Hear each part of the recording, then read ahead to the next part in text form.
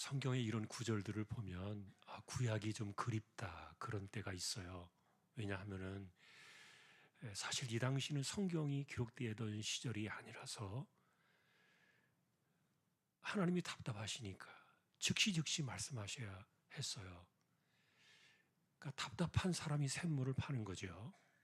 어쨌든 백성들을 이끌어가야 되는데 뭐 방법이 없잖아요. 그러니까 그 당시 하나님께서 직접 이야기할 수밖에 없어요. 그런데 지금은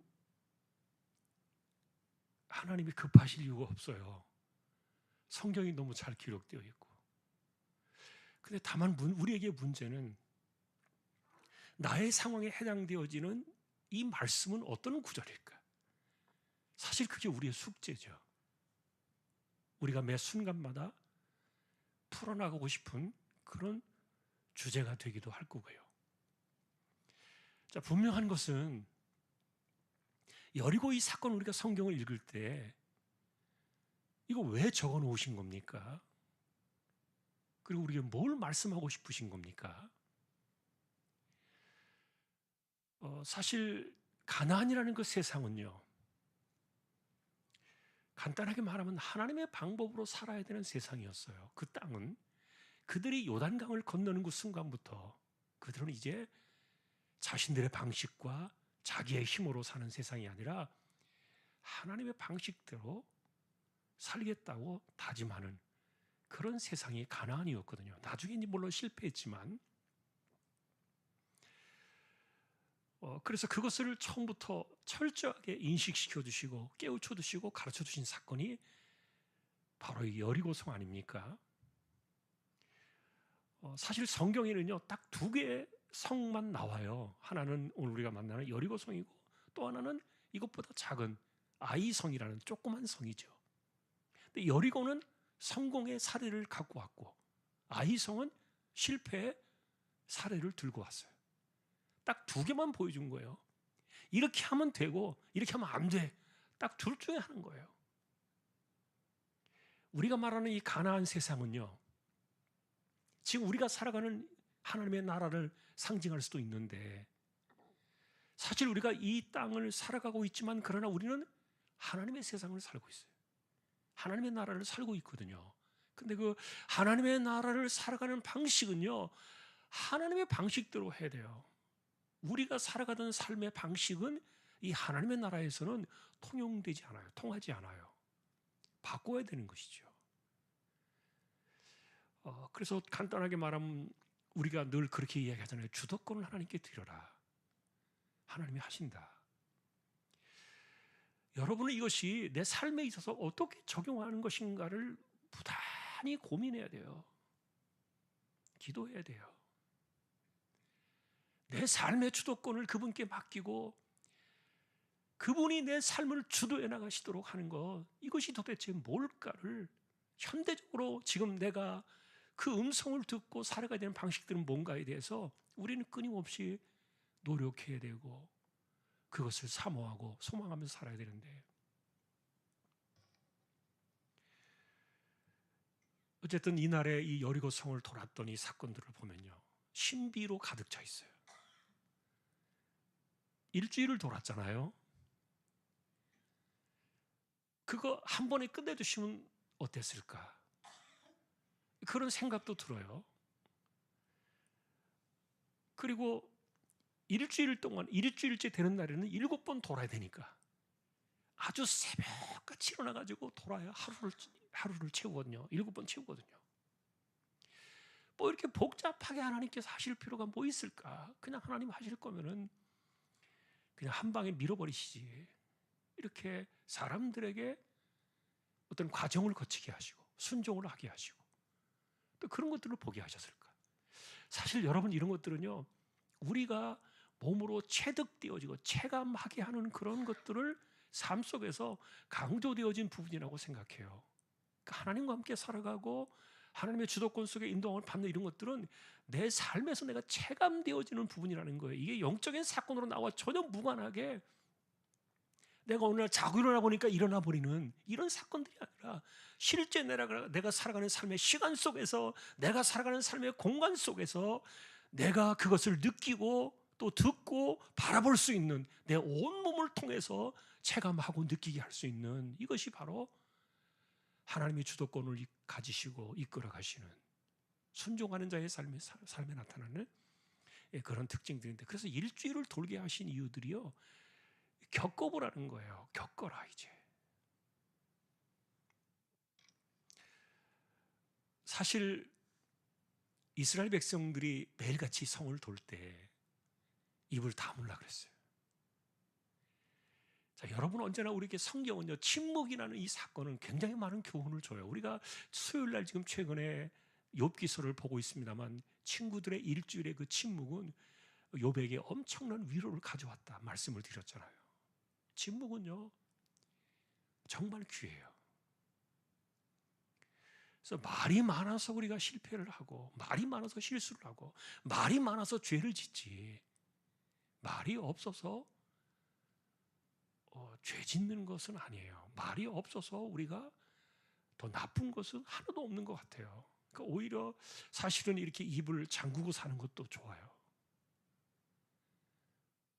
세상 속에서 그렇게 사는 거죠. 그런데 하나님께서 일주일 동안의 침묵을 가르치셨어요. 말 한마디 하지 마라. 여러분, 거기에는요, 젖먹이 어린애들도 있어요. 어른만 있는 게 아니에요. 할아버지 할머니만 있는 게 아니에요. 애기들도 있고요, 어린 꼬마도 있고요. 그 아이들이 뭘 알겠어요. 그런데 전체가 입을 다물고 침묵 가운데 그 성을 돌아요. 이것은요, 하나님께서 뭘 하실 것에 대한 정말 믿음의 기대감을 가지라는 그런 그 하나님의 메시지로도 보여지는데,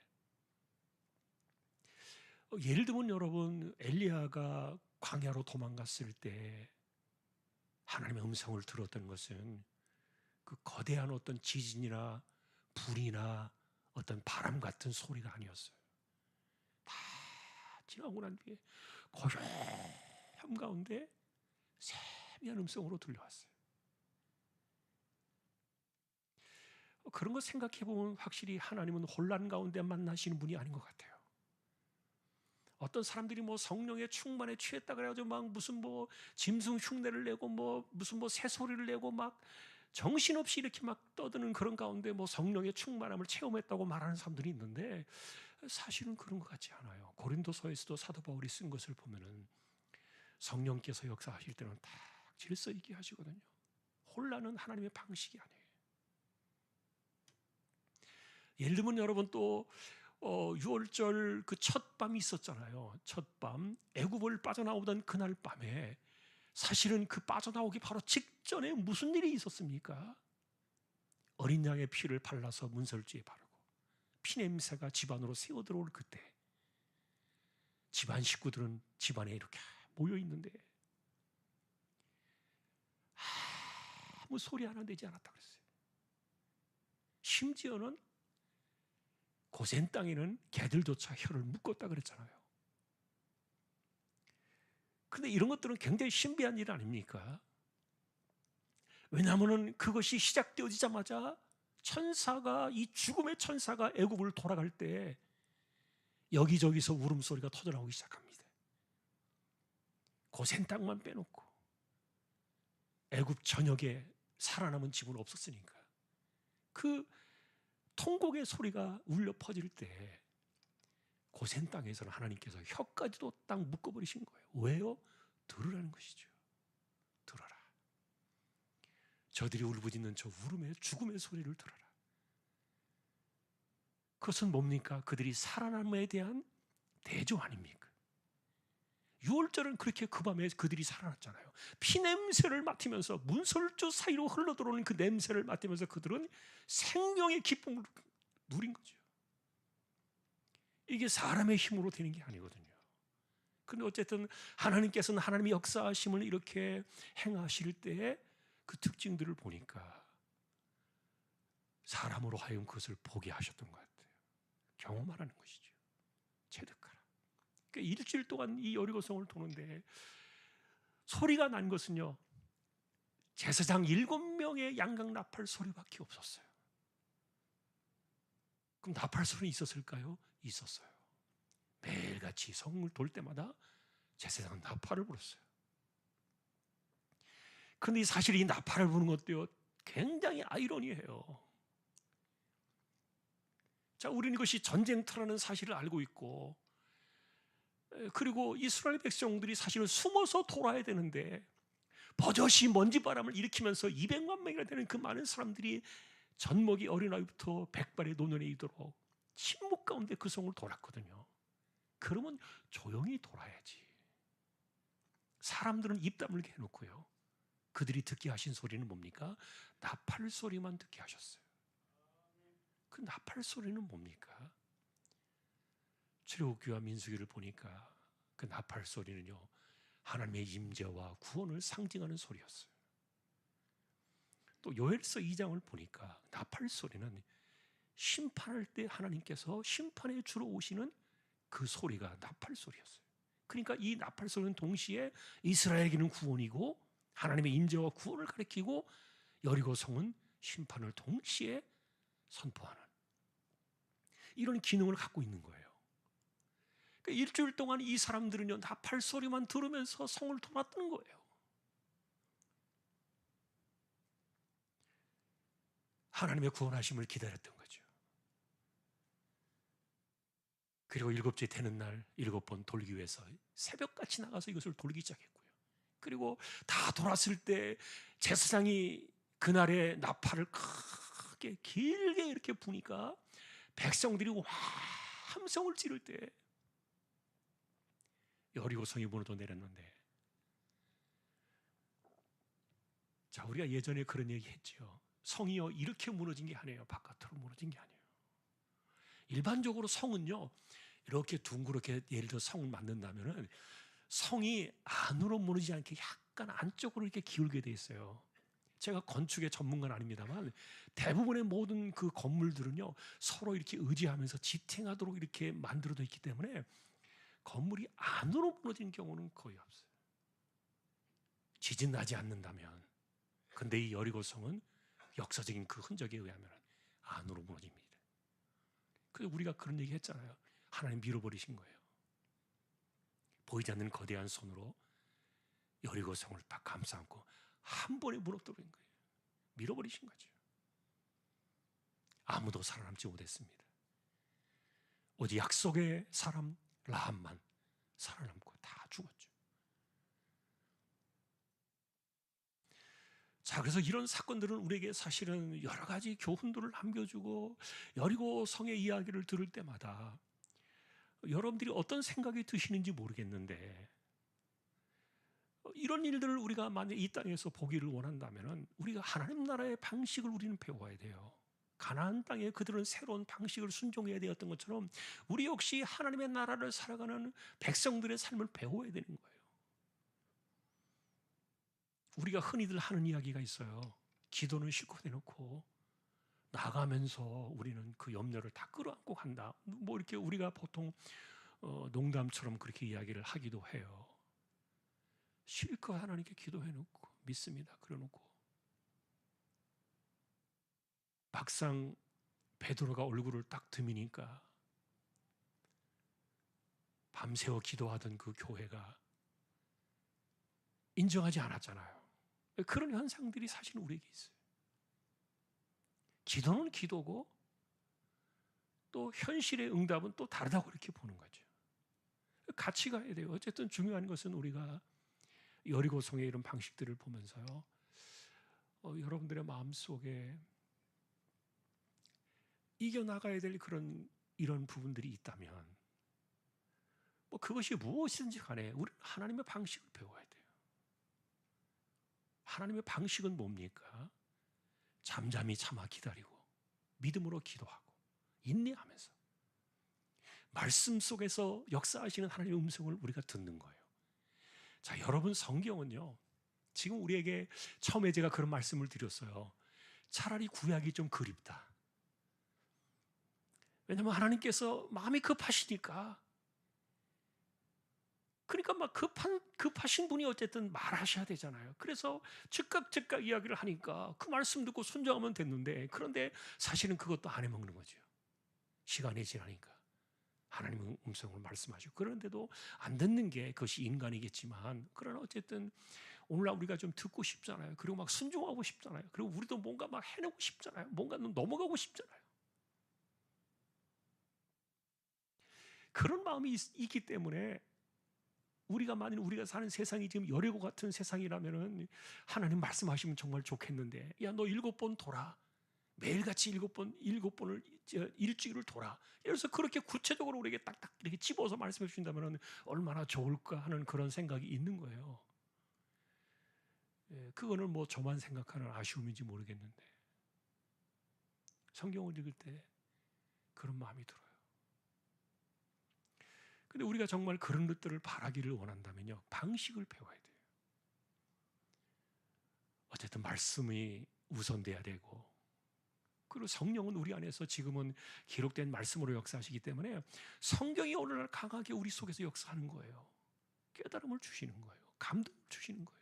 그런데 이 말씀이 내 삶을 너무도 강하게 붙들을 때, 그 약속의 말씀이 이루어지기를 소망한다면 그대로 가야 돼요. 말씀 그대로 가야지. 안 그러면요, 내 방식대로 가면요, 아이성 꼴이 나는 겁니다.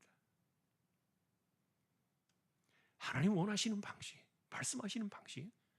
자, 그런 것들이 오늘날은 우리가 이 구약의 이 여리고성 같이 이렇게 직접 계시해서 말씀하시는 것이 아니라 여호와께서 말씀하신다면 좋겠지만, 그러나 지금의 그 방식은 우리가 알고 있는, 우리가 읽고 듣고 배우고 있는 이런 성경을 통해서 다시 우리 안에서 깨우침을 주시고 감동하시고 그런 것들을 생각나게 하시고, 이게 오늘날 신약시대에 역사하신다는 예수님의 가르침이거든요.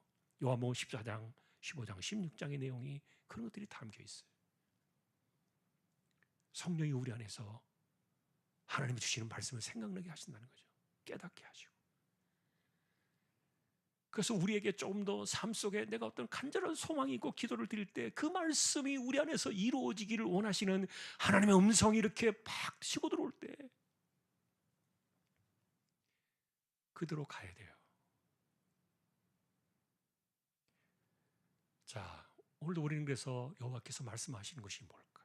이런 부분 생각할 때 사실 우리가 생각해 볼 때 문제는 뭐냐면 그대로 안 하는 거예요. 금방 우리가 생각이 개입되어지고 오염되어지고 자꾸만 딴 생각이 들어오고, 그게 문제예요. 오늘 그래서 여리고성 사건에 우리에게 주시는 정말 위대한 교훈이 있다면요, 그대로 하자는 겁니다. 말씀하시는 그분 그대로 하자.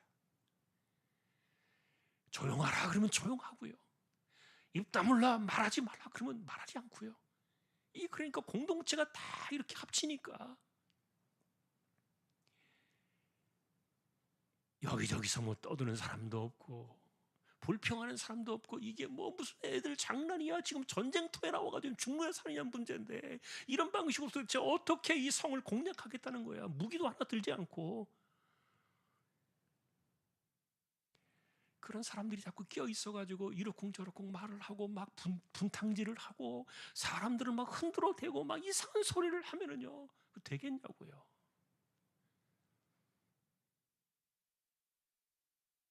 근데 사람들이 사는 세상은요, 이렇게 우리가 사는 이 공동체나 언약 백성들의 속에서 바라볼 때 딱 방향이 정해지면요, 한 길로 가야 되거든요. 하나가 되어야 되거든요.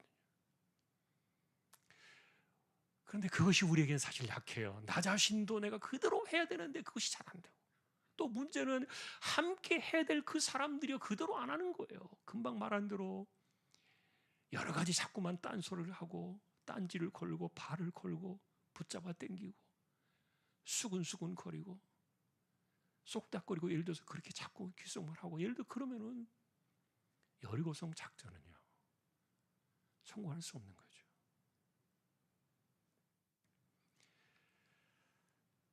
사실 우리는 누구의 뜻이 하나님의 뜻인가를, 누구의 말과 누구의 생각이 하나님의 뜻인가를 우리는 잘 알지 못해요. 그러나 아까도 말했던 것처럼 하나님은 질서의 하나님이세요. 그래서 사람들로 하여금 의견이 분분해도 그 가운데서 하나님이 정해 두시는 방식이 있어요. 따라가야 돼요. 우리는 그대로 하는 법을 우리는 배워야 돼요. 그게 여리고성의 공략법이에요. 정말 제일 나쁜 것은 딴 마음을 품는 사람들이죠. 끝까지 그 자신이 생각한 그것을 버리지 않는 사람들이죠. 끝까지 고집부리는 사람들. 사실 언제든지 이렇게 하나님의 위대한 일들을 망치는 그런 그 허물어지게 하는 구석, 이런 쥐구멍을 파는 이런 구석은요, 우리들 안에 늘 존재하고 있어요. 자, 올해는 우리가 이런 마음들을 좀 배웠으면 좋겠어요. 기도를 드리면서 하나님께서 말씀하신다면 그대로 하자, 그대로 하자. 그리고 우리가 어떤 것들을 생각해서 간다면요, 함께 가야 돼요. 나이도 마찬가지예요. 백발의 노년도 마찬가지.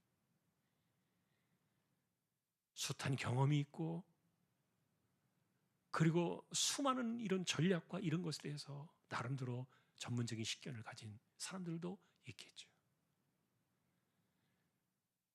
그러나 우리는 하나님의 방식이 결정되어지면, 이거 하나님이 말씀하시는 부분이라는 것을 우리가 보게 되면요, 이렇게 하나가 되어져서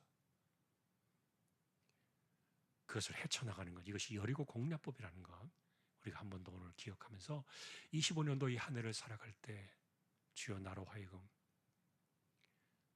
여리고성을 넘어서는 승리하는 해가 되게 해주십시오.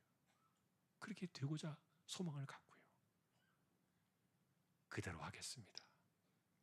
그리고 이것에 이 일에 참여하는 사람들 모두가 그대로 하게 해주십시오. 복잡하고 어려운 거 없어요. 그러나 우리만 죽이면 돼요. 내 생각만 내려놓고, 내 고집만 내려놓고요, 같이 가면 되고 그대로 하자. 여러분, 여리고성에서 주시는 이런 교훈들 한 번 더 새기면서 기도로 나아갈 때 그런 은혜가 25년도 한 해에 우리 앞에 펼쳐질 수 있기를, 그래서 몸으로 체득하고 경험하고 우리의 삶을 통하여 그 모든 것들을 바라볼 수 있는 그런 축복의 한 해가 되시기를 주님의 이름으로 축원합니다. 오늘도 우리가 기도할 때요, 특별히 올 한 해는 정말 말씀이 우리 안에서 이루어지는 그런 한 해가 되게 해주십시오. 말씀대로 살아가는, 그것이 내 삶에 올해 적어도 이 목표 한 번만큼은, 그래서 이것이 출발이 되어지고 시작이 되어서 이후에는 내가 평생을 말씀의 외길로 걸어가는 그런 신자가 되게 해주십시오. 기도를 드렸으면 좋겠고요, 우리 가운데 아픈 사람들, 병든 사람들, 가난한 사람들, 기도에 소망이 있는 사람들, 우리 자녀들, 그리고 또 26일부터 있게 될 필리핀 단기 선교 25명이 이번에 갑니다. 기도해 주시고요, 또 나라와 민족을 위해서도 하나님께서 간섭해 주셔서 하나님의 공의가 이 땅에 세워지도록 기도해 주시면 좋겠습니다. 우리 함께 주여 외치고 기도로 나아가겠습니다. 주여.